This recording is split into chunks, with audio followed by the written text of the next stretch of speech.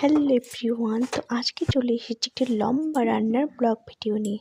তো কন্টিনিউ তোমরা ব্লগটা দেখতে থাকো, আর কী কী আজকে রান্না করলাম সেটাই তোমাদের সঙ্গে শেয়ার করব। আর আমি এদিকে বসেছি রান্না, আর শাশুড়ি মা আমাকে সব সবজি কেটে দিচ্ছে।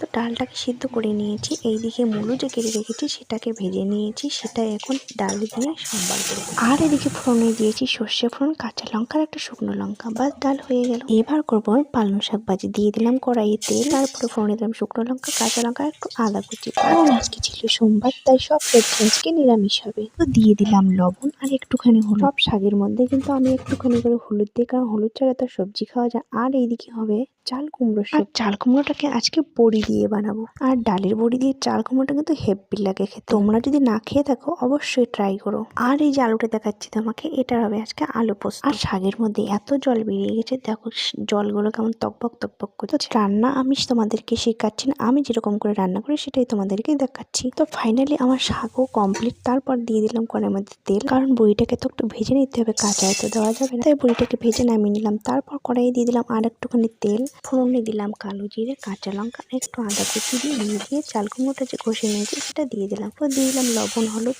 ভাজাভাজি একটু করে তারপরে দিয়ে দিলাম বড়িটা। তো দেখো বলতে না বলতে আমরা ডালের বড়ি দিয়ে কুমড়ো শাক হয়ে গেল। তো এখন ওঠাবো আমি আলু পোস্ত। তার জন্য কড়াইয়ে দিয়ে দিলাম পরিমাণ মতো তেল, দিয়ে দিলাম তারপর আলুটাকে দিয়ে ভালো করে ভেজে দিয়ে দিলাম জল ঢেলে। আর এদিকে মা এটা পেস্ট করে নিয়েছে পোস্ত, কাঁচা লঙ্কা, টমেটো দিয়ে।